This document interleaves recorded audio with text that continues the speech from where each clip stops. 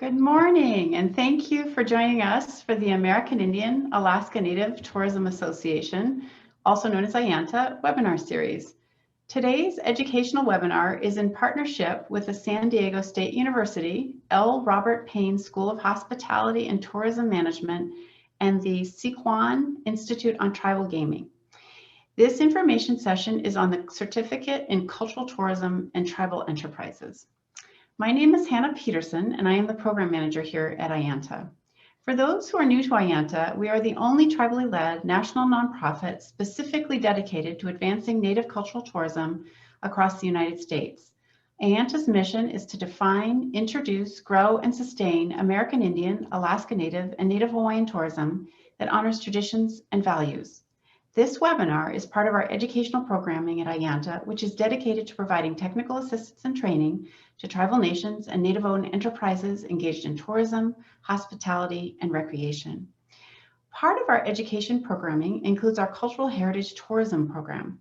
Starting in January of 2022, you will have the opportunity to participate in the 4-credit certificate program taught by Eric S. Trevan, Ph.D., with the Match-E-Be-Nash-She-Wish Band of Pottawatomi Indians, Gun Lake Tribe. This training opportunity brings together academic and industry experts who will provide tools to help Native tourism planners develop tribally specific tourism strategies that sustain a balance between tribal cultural environments, economic development, tourism promotion, and recreational use.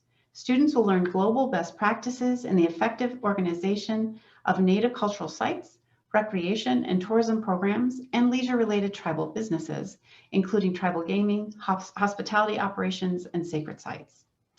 Visit our website at aianta.org, AIANTA.org, to learn more about our education programming offerings and to register for this course. I would like to remind you to please put your questions in the Q&A or in the chat, and as time allows, we will try to answer them at the end of the presentation. Again, thank you for joining us for today's information webinar on the SDSU Certificate in Cultural Tourism and Tribal Enterprises. I am so pleased to introduce you to our speakers for today. Dr. Kate Spilde is Professor of Hospitality and Tourism Management at San Diego State University and a leading authority on tribal economic development, hospitality, and tourism.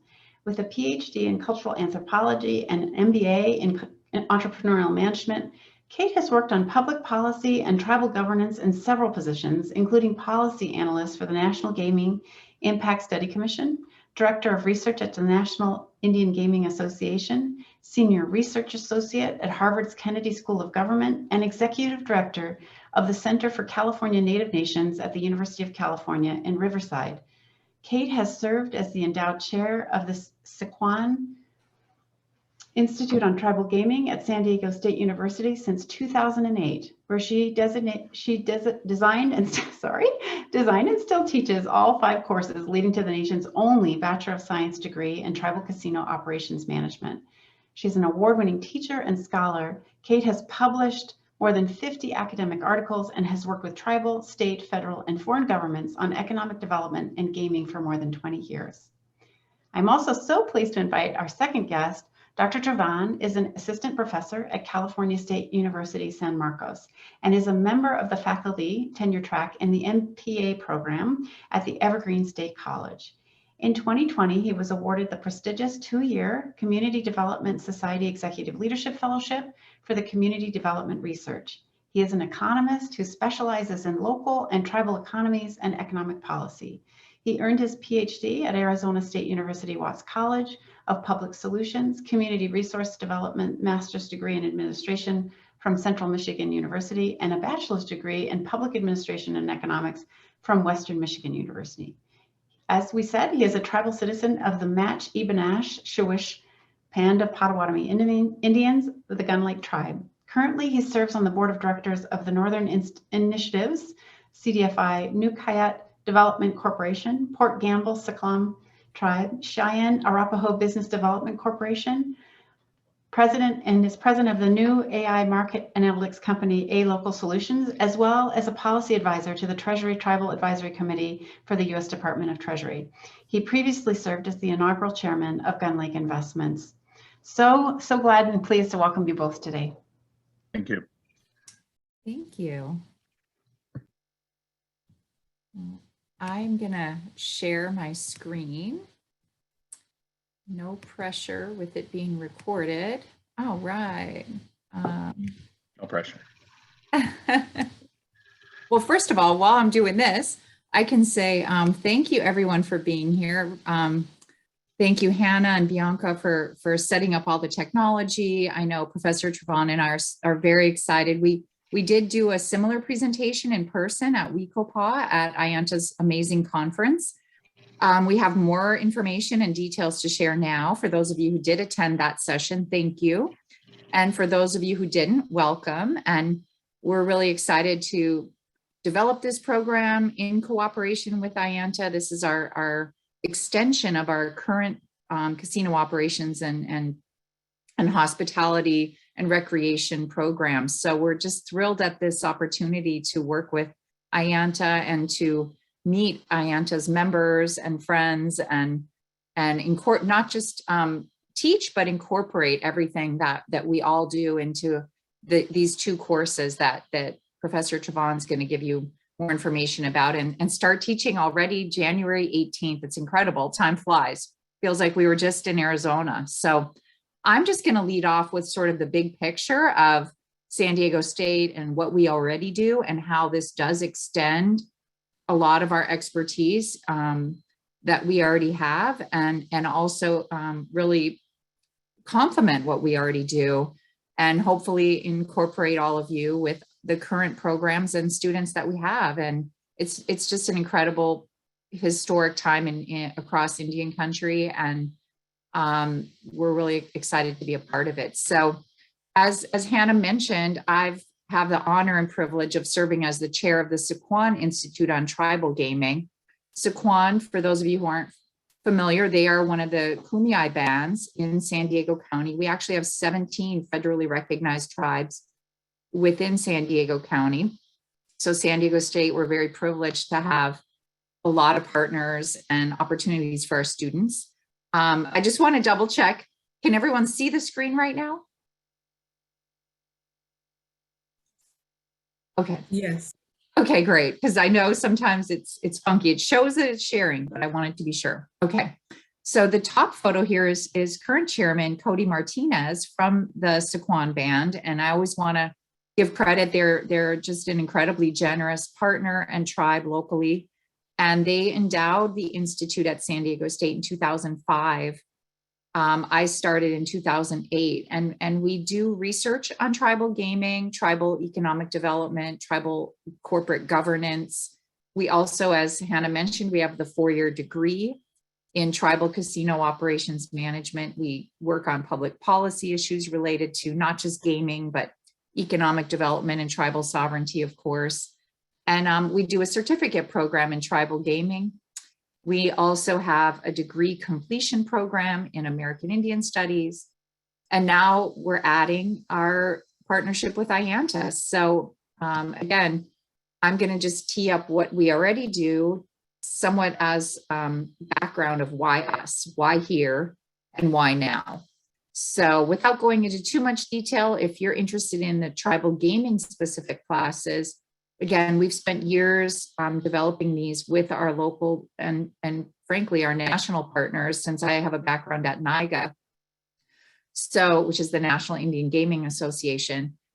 So we teach the history and culture of tribal gaming, the operations of tribal casinos. Of course, all of this is rooted in tribal law, federal Indian law, tribal regulatory authority, tribal partnerships with federal partners, specific to gaming, but also beyond gaming, whether it's the National Indian Gaming Commission, the Department of Interior, Department of Justice, how gaming, raises and really clarifies tribal sovereignty on a range of things, and economic development being the baseline of all of this, and nation building. Of course, we look at marketing, since casino marketing is specific, but of course, tribal public relations, that's really where I feel that we have a lot of strengths to offer through AIANTA, because again, we know tribal public relations is really tribal storytelling and sharing, what we want to share and protecting what we don't want to share. And that really is a skill that's developed also in the tourism area and the tourism development for tribes, cultural heritage tourism. And then I teach across cultural perspectives on gambling addiction. So that's one of my most well-subscribed courses, actually. So really behind the gaming, and again, I think where we bridge over with AIANTA and the cultural heritage tourism is we really look at gaming simply as the foundation for tribal nation building. It's not the only one. Obviously, many of you are here who don't have anything to do with gaming. And we're not trying to push gaming as the only economic engine. It's just one that we've been focused on the tribal gaming since no other program really did that. So we really look at best practices in tribal governance and with gaming as the economic engine, but we know there are many other economic engines now that tribes are working with, including now cultural heritage tourism. So we want to look at and harness some of these best practices.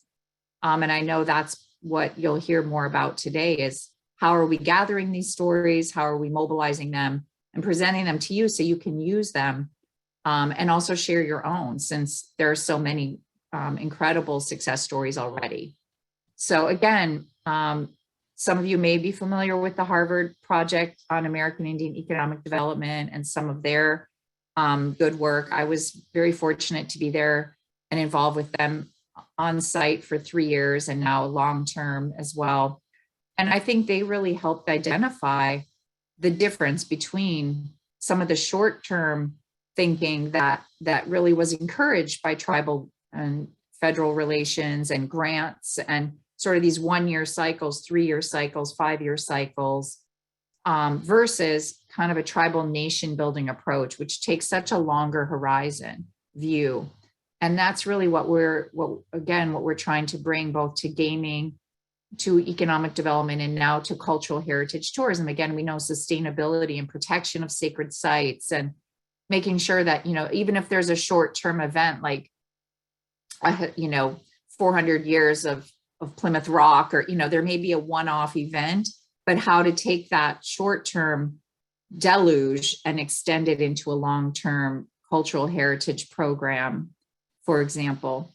And that these are really two different approaches to nation building or to tribal governance. And again, without going into too much detail, this is really the framework that we use to teach tribal gaming and that will extend into teaching cultural heritage tourism in Indian country. So it's not so much about, is there a short-term event we can put on, but how can, that sees the solution as we need money, we need jobs, we want to take advantage of this opportunity.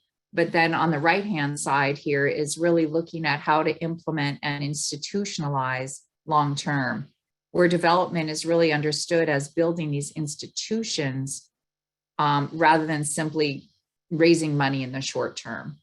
And I know that we heard some of this feedback as well when we did a live session at the conference at Wekopa, which was, there's this fear of, are we just selling our culture? Are we selling out? Is this about just trying to stopgap during the pandemic? Or, like I said, is there some outside interest in our community in the short term? Maybe a movie's being made about us or something like that. But this is more about how to implement for the long term, taking that issue of that view of sustainability and development in a different direction, which is why, again, personally, I'm so thrilled that we have Professor Trevan here, because that is his core training as well as his core experience. And, as partners in the Cal State system, we're just thrilled that we were able to recruit him to teach these classes for us. So, like I said, we see such an evolution in the gaming space,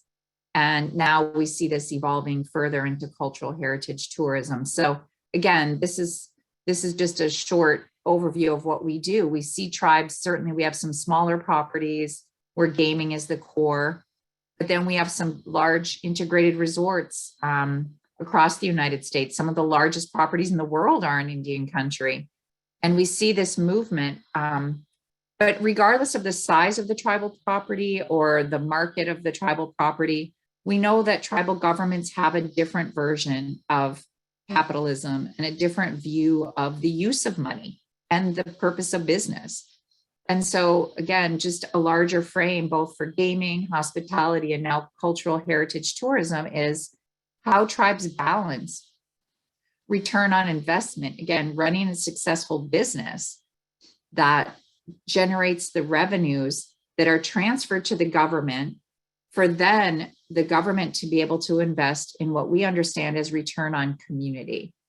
And again, I work with a lot of businesses that want to partner, non-Indian businesses that want to partner with tribes in all kinds of things, whether it's now sports betting or casino operations or business development and diversification. And they often get confused by, what is this return on community thing? Like, isn't it about the money? And, they really don't understand that the money is simply the means to the ends. It's not the end in itself. And again, I think that's where Professor Trevan is really going to help keep that point, keep this relationship as the core of the both classes that we're teaching. So again, not just COVID, although COVID maybe we know accelerated a lot of this movement, but just the maturation of the gaming and entertainment businesses in across Indian country. We know that over time, whether we look at other mature markets like Las Vegas, for example, I don't know how many of you have been there, in the last 5 years, but gaming has become less and less a part of their business model. They're a very mature market. And we see this casino life cycle where gaming becomes less important, and things like restaurants, shows, pools, outdoor spaces, outdoor big, large concert events, that amenities and outdoor activities are really becoming much more popular with the younger generation as well, with families, and that we're moving out of gaming and into entertainment and ultimately into outdoor recreation. And so tribes are simply on this same casino life cycle, this entertainment life cycle. And we have so much more to offer than a place like Las Vegas or a gaming market. When we look at our natural environments, our incredible cultural endowments, and the knowledge, the community, the spirituality that people are seeking, especially now with COVID. So I'm going to now hand over to Professor Trevan to have him share specifically what type of content the classes will have, and how this is going to all be tailored within both recreation and tourism management and hospitality and tourism management. So welcome. Again, thank you for coming and teaching at your sister school over here at San Diego State. And you can take it from here and just kind of let me know when you want me to move the slides. Sure. No, good morning. Bonjour, Anin, Eric Trevan, Nadeshtika, Match-E-Be-Nash-She-Wish, Pottawatomi. My name's Eric Trevan. I'm a tribal citizen of the Match-E-Be-Nash-She-Wish band of Pottawatomi Gun Lake Tribe. It's an honor to be with everybody today, and I wanted to first give a big miigwech to AIANTA. AIANTA's been a leader in really promoting the sector and showing how to do it the right way, and from a federal level to community meetings where we're able to, as we'll get into, tell our story. Also wanted to give a big miigwech to my very good friend, Kate Spildy, and in the Sycuan Gaming Institute in San Diego State, as she said, our sister school in the Cal State system. When I got the phone call, I know how incredibly important this is, as well as an opportunity on a variety of different levels, and just really appreciate our long-term friendship, and love working with you on this. Cultural tourism is an interesting word that probably has a lot of meanings, and really my focus in preparing the classes and creating a learning environment, a learning community, is we're going to focus on these pillars of culture, community, economy, and knowledge. And a lot of times you'll hear, well, we could have more tourism activity, but our culture doesn't let us. I view it entirely the opposite way. Culture is the catalyst for us to really integrate these four pillars and then export our narratives. We tell our story. We're trying to bring people in based on the story we want to tell. As Kate said, a lot of outside businesses will come in and then say, we can make money together. And that's great, but we're we're trying to invest in our community. And what's important to us, what's important to the tribes, is critical as we move forward with cultural tourism and related activities. And so I just wanted to start with that it's not just a way to generate money. We're moving from profit to GDP, and we're really trying to build strong tribal economies, but strong tribal communities. So next slide, please. So the certificate in, there we go. Okay, sorry. So just in general, though, there is a lot of economic opportunity, and I work with other associations and other tribes to really help fine tune what does economic impact mean. And it's not just putting a number in it and spitting numbers out, but there are a lot of firms engaged in U.S. tourism sector, and 18% of the firms, they have employees. So while we're telling our stories, this also has other impacts all around to build the strong tribal communities and strong tribal economies. And we're able to do that just by having an intentional approach. We can make this really complicated, but sitting down and saying, what do we want the community to know about us? And then how do we provide programs, activities, service functions in relation to the tourism sector? And that's really where the intersection comes together. And for those that don't know, I worked 20 years outside the academy before making the transition, and it's one of the hardest but most rewarding, most fulfilling things I've been able to do. I've been able to serve for 2 other tribes as their tribal administrator, as well as president and CEO of the National Center for American Indian Enterprise Development. And I've been able to visit reservations and hear the stories that people want to tell, hear the opportunities. And so it's incredibly exciting that I have the opportunity to not just talk about theoretical levels, but really what can we take home to our communities? As many people know who work with tribes, that's a great idea, but why? And if we can say other tribes are doing that, and here's the impact, and we're able to share our stories and build our networks and really strengthen our learning community, just imagine the multiplier effect will be with moving a tourism program forward. So we have 2 classes. Each of them are 3 credits, and they're meant to be taken level 1 and then level 2. And the first one is cultural tourism in general. This is going to build the foundational elements of the tourism industry, looking at balances between culture, economic, tourism, recreation. A lot of tourism activities are very recreational. Looking at the institutions, so the organization, administration of sites, agencies, leisure, and really making sure that there's an emphasis put on it from a holistic type approach from a tourism program. Being responsible, being equitable, being justice warriors, when we're able to talk to our communities and say, that's great that we tell that story. What's the best way to do that? How do we do it in an equitable way? And how we do it protecting. Nothing's worse than somebody else telling your story. And I think everybody on this webinar probably can think at some point in time of some company, some advocate saying X about my tribe, my village, my community.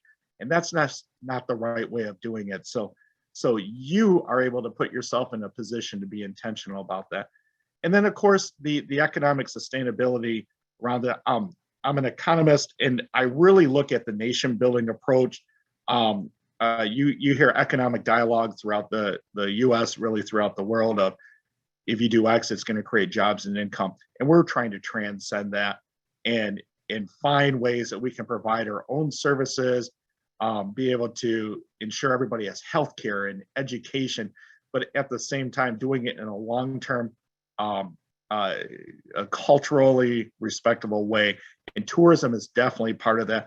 If we want to tell our stories and folks to come to our communities, come to our reservations, being intentional and really building that foundation. And that's what RTM 413 is really about. And then we move a little more into specifics in marketing, finance, and assessment of recreation. we're looking at very specific strategies. So we'll review what other tribes are doing with their strategic plans, other specific programs that they're implementing. We'll see how it relates to financing. And as we know, you know, the operational definition of marketing is distribution of product. It's our product we're promoting. So how do we do that? And how do we do that in a financially responsible way? So aligning budgets, aligning different fundraising, developments, and grants. And we'll hear firsthand from folks who are participating in this and doing a great job.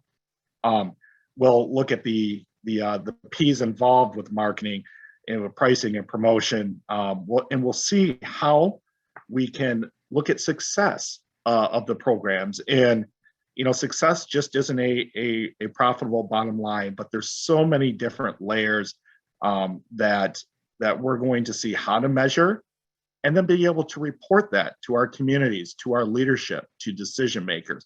And so we need to evaluate and say, you know, we've been able to implement A, B, C, D, and E, and it did exactly what we wanted. And so being able to spin off of that, find different programs, different technology, different ways to promote, different networks to be involved in, and do that on a management level. So I was able to roll up my my sleeves for 20 years and get my hands dirty on a variety of different things in government, with people, with the community. And so that's what I'm going to bring into classroom and facilitate a very relevant learning experience that I'm sure that you'll be able to take back to your tribes and communities. So go ahead, next slide, please. So so the dates. So the classes are 8 weeks each. They're fully online, they're fully asynchronous. And if you're not familiar with the word asynchronous, it's something you get to do on your own time. And so you don't need to schedule a time at 8 o'clock Eastern to set aside 4 hours, 3 hours, but you're able to spend that time during the week to move at your pace. And of course, we're always available. And I put my email in the chat, but it will be on the class and in the Canvas page too, to just reach out. And I'm very personable. I want to get to know everybody in class. I know it's a little different than meeting in person, being synchronous, but if you have questions, we are going to be there. And of course, reach out to Kate as well. We're a team in this, and excited to hear your stories and be able to be responsive. And we have readings, we have videos, we're reaching out to other speakers, we have the content completed, we have assignments, and we really wanted the assignments to fit something that you can take back to your community. When we have for instance, there's a one-page marketing plan, and we really piggybacked off of AIANTA, some of their promotional material and some of their education material they presented in order to find that intersectional point of a very practical, very practitioner-based type learning experience. So, and we're open to suggestions too. If you know something that's coming that maybe we can integrate and find an opportunity, send it my way. I love classes that are very interactive, and again, it's asynchronous, but feel free to reach out. And as discussed before, they're really meant to be taken in order to finish level 1, which is January 18th through March 13th, and then move right into level 2, which is March 14th through May 8th. And I think, yeah, next slide. I think that's the.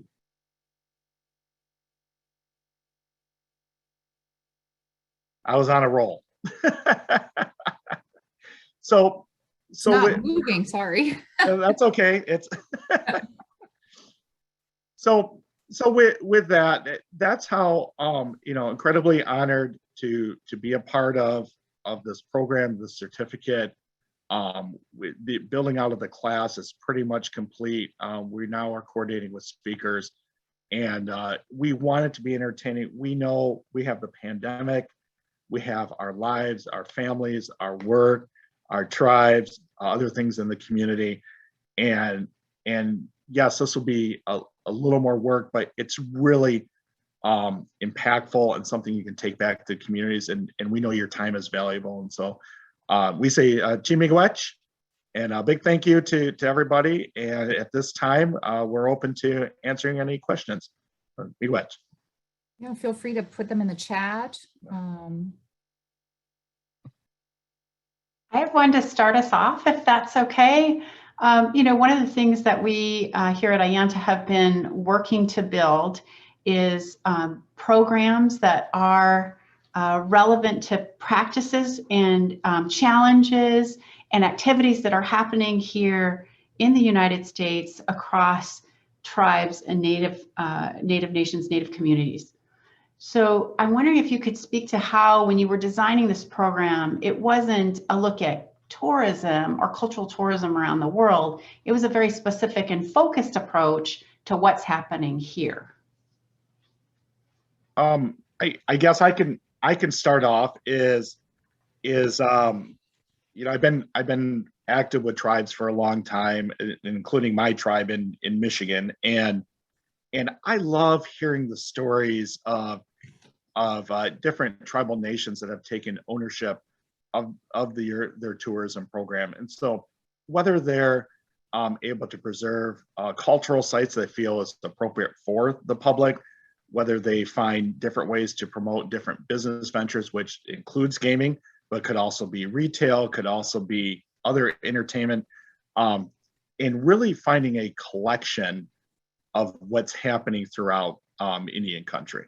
And when we were able to present at AIANTA, we heard some phenomenal stories just in our session on what's happening with natives in Alaska, to California, to Massachusetts, to Maine, to Michigan, to Wisconsin. And our job is to really package that around a learning schedule, if you will, and be able to highlight that throughout. So I've always made it my goal as an educator that I wanted to connect the class with career and conscience and make it relevant and something folks can take back with them. And so that's how I've approached it. And I think folks are going to be really excited when they're able to go to their community and say, I saw that this happened with this tribe in Wisconsin. And so what do you think about this? And you know, decision makers love, because they have a lot of responsibility. Tribal leaders have a lot of responsibility. And to start something just from a good idea, that's really difficult when there's limited resources. But if we can see what other tribes are doing and knowing how to do it in a good way, they're much more likely to be supportive of that. And so that's what I want to do in the classroom. We have some questions from the group as well, if I can run those by you both. The first is, how many hours per credit would we have to spend on homework and self-learning on average, because we are so busy and I need to know what to expect? I saw that question, and generally as a 3-unit class, that means basically, in this case, 3 units is 3 hours per week times 8 weeks. So again, that's partly why, as Professor Trevan said, we have it self-paced, because we know that maybe some weeks you can do 3 hours, some weeks you can do 0 hours, maybe some weeks you can do 6 hours, or 3 during the week and 3 on a weekend. It's a way to help you manage the access and the work on your own time. Again, some people are morning people, some are evening people. Maybe you have, a job that requires flex time. So I guess just in general, I would say about 3 hours a week times 8 weeks. So about, in there somewhere, depending on how quickly you read, or if you want to go back and do some of the recommended, not just the required, or how much you're participating in the discussions and whatnot. But I think that's about right. And Professor Trevan, you sort of touched on this, but I wanted to kind of expand on that thought a little bit. Is what we have done in designing this program is really made sure that it's relevant to the work that you're doing now. So I've done a lot of continuing education as an adult, and I found those programs that are most powerful for me are ones in which I can say, okay, I want to understand best practices, but I also want to understand application and how it applies to the work I do every day. And so I just wanted to add that. I know you touched on it a little bit, Professor Trevan, but if you could maybe expand on that just a titch. Sure, and I'm able to do so. Also addressing the previous questions on homework. So one, we want the homework to then do exactly what Hannah just said, is to be relatable and relevant and something you can use now. And I'm just looking through some of the homework assignments, but budget project. There isn't anything we do in our communities that doesn't directly align with how much is it going to cost. And so being able to align different tourism programs, projects, events, different partnerships, how does that align budget wise? And so that's how we've set up the budget homework. Measuring success. So, okay, well, how do we do that? Well, we have a logic model type assignment that we're able to walk through and be intentional with how we measure that, as well as a visitor survey assignment, so that we can get a head start and mold out what would that look like? How does that align with our logic? How does that align with our budget? And so, and I also just wanted to say too that yes, it's about 3 hours a week for homework and watching the videos, but it's going to be very enjoyable, very relatable. And I understand that if something comes up, just communicate with me and we'll figure that out. We're in we're in very difficult times now, and with the pandemic, and we're all doing our very, very best. I have a family as well too, and so I want to make sure that this experience is a good experience, that everything we do has a purpose, that we're not just doing an assignment just to say we did an assignment, but something relatable, taking back to your community. We have another question here. I joined late and perhaps missed this, but is there opportunities to engage in cultural tourism workshops that AIANTA could sponsor at Native American conferences such as NIGA, RES, and NCAI? So we frequently are asked to speak different conferences. Really the time in which we develop programming, it's through our webinar series, and certainly encourage you to engage in those. Also Go International is a program that we provide every year to really talk about that tour operator and growing your tourism along the tourism continuum to marketing to the international market. The Cultural Heritage Tourism Program is another one we've developed. And then also at our conference every year, the American Indian Tourism Conference, we move it every year so that we are going to you. And this coming year, it will be in California, in Southern California. So we are frequently at speaking opportunities, and we definitely get the word out about those through our distribution networks. And then also we develop programming very specific to our constituency at our various training events. And this is being one of them. From all that we've learned, we poured all that into this process, and with Kate and with Eric, we really have worked with them to talk about our learnings over time and how we can make these programs as impactful as possible and as useful as possible. Well, and I know Eric and I both go to all, between the two of us, I'm sure we're at every single event, whether it's NIGA, RES, local, regional conferences, wiring the RES, and incorporating this into, that's partly why it's such a wonderful partnership, is that whichever of us, again, Hannah, Bianca, Sherry, Eric and I, now that we've got this strong partnership, I think that anytime I speak at a NIGA event, for example, I'm going to bring this up.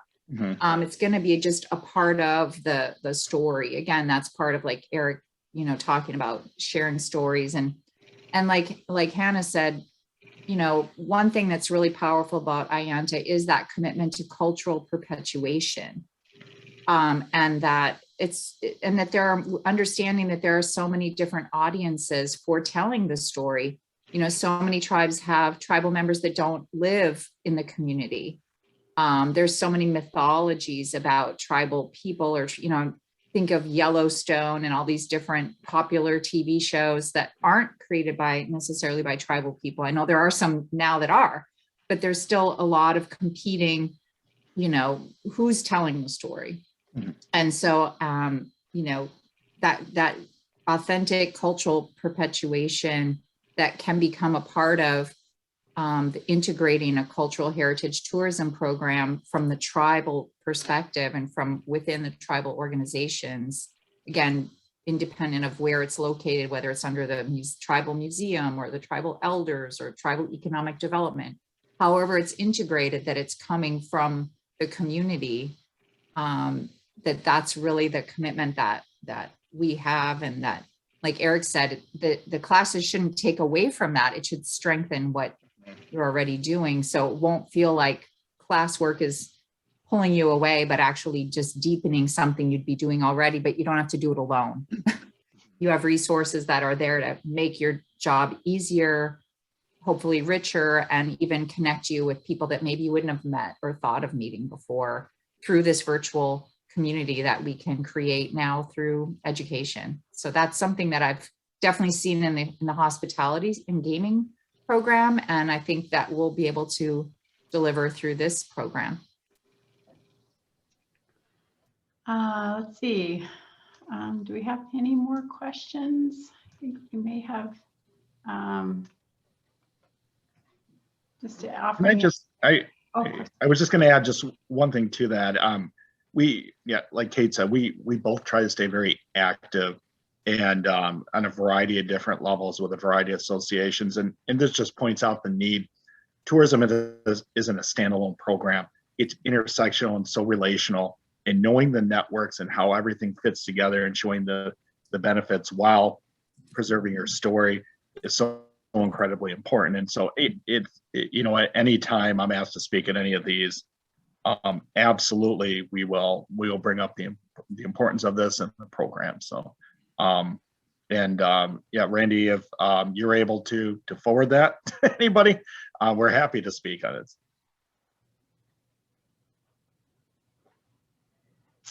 Okay, do we have any, thank you. Do we have any other questions? You can put them in the chat and we'll cover them if you'd like, or we can always answer those questions later as well, as the emails there on the, and you're also welcome, of course, to contact AIANTA with any questions you have.